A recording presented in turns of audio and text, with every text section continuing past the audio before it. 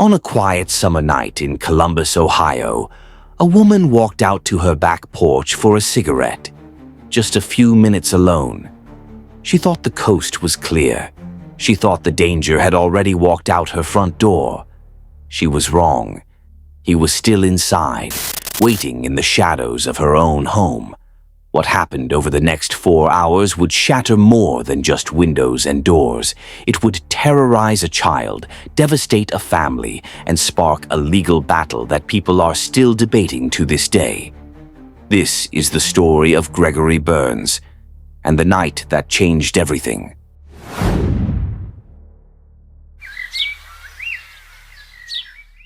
Gregory Burns and J.B. didn't start out this way. When they met back in 2004, they were just two people falling in love. Young, full of hope, building something together. But somewhere along the way, that love turned toxic. The relationship became a cycle, breaking up, getting back together, breaking up again. And with each turn of that wheel, things got darker. By 2008, it had gotten bad enough that J.B. took their child and fled to a women's shelter. A restraining order was filed. It seemed like the end, but it wasn't. They tried again. Another child was born. In 2013, they got married. Maybe they thought they could make it work. Maybe they believed things would be different this time. They weren't.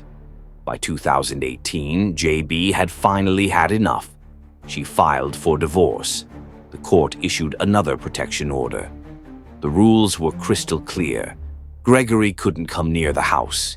If he needed to pick something up, officers had to be there. No exceptions. But on June 16th, 2018, something inside him snapped. June 16th started out ordinary enough. Gregory sent J.B. a text that morning, said he needed to grab some mail from the back porch.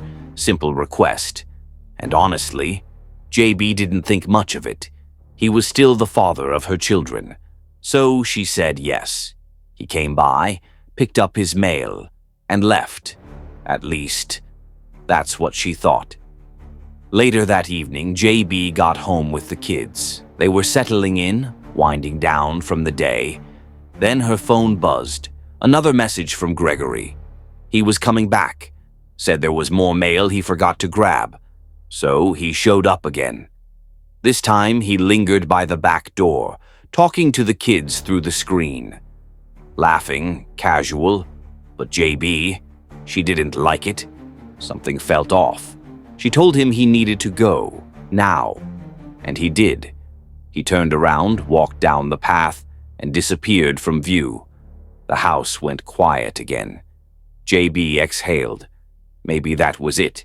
Maybe he was really gone this time. 45 minutes passed. She stepped out onto the back porch for a cigarette. The air was still. The neighborhood calm. And then, everything exploded. As J.B. sat there on that porch, cigarette in hand, something moved in the shadows of the garage. A figure stepping out of the darkness. Gregory. He'd never left. He'd been there the whole time, hiding, waiting. And the look on his face, it wasn't confusion. It wasn't regret. It was rage. J.B. didn't even have time to scream. He lunged at her, slammed her to the ground. His knee drove into her chest. His hands clamped over her face, the weight of him pressing down, suffocating. She couldn't breathe, couldn't move. She clawed at him, gasping for air, trying to twist free. He dragged her inside the house, hit her, again and again. His hand covered her mouth and nose, squeezing until the edges of her vision started to fade. Somehow, through sheer desperation, she managed to get through to him. She promised she'd talk, promised she wouldn't call anyone, just, please, stop.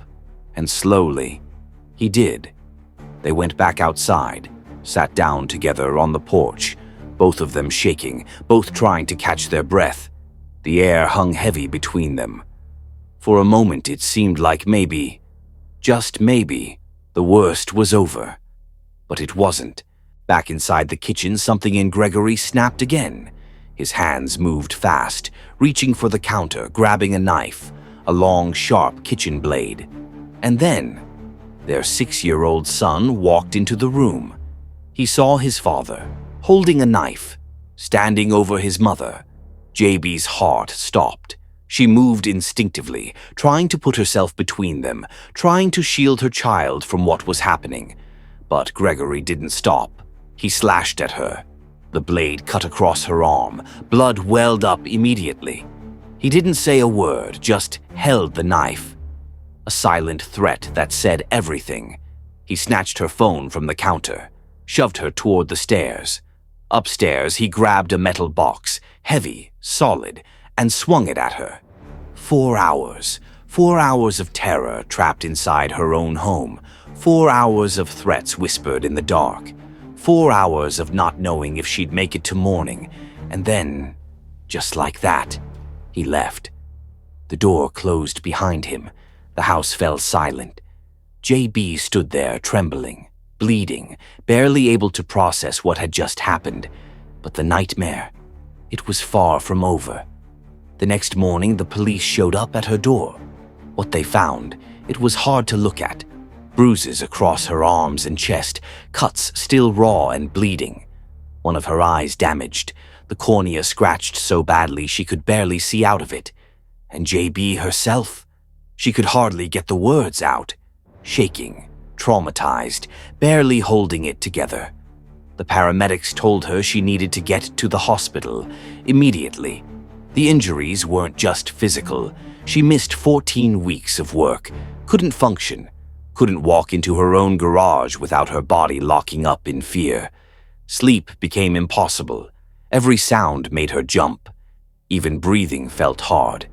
And then, the letters started coming.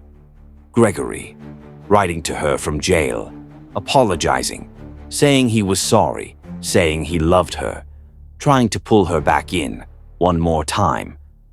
But it was too late. The state had already taken over. The case was moving forward, and this time, there was no going back. Gregory Burns was charged with a list that spoke for itself: aggravated burglary, abduction, domestic violence, kidnapping, and violating a protection order. This wasn't his first time in the system either. He had prior domestic violence cases on his record. But this time, the charges were serious, the evidence was strong, and he was looking at years behind bars. When the case went to trial, his defense team did what they could. They attacked J.B.'s credibility, said her story didn't add up. They pointed out that the knife was never recovered.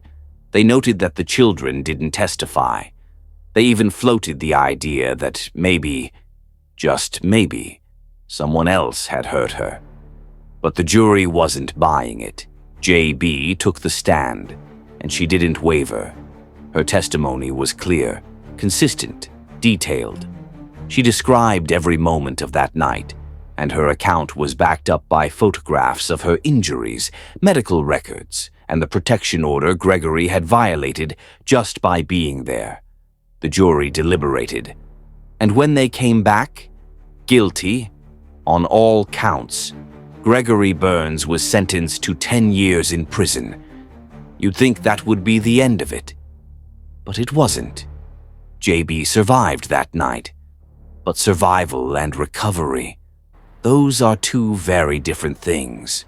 The bruises faded, the cuts healed. But the fear, that stayed.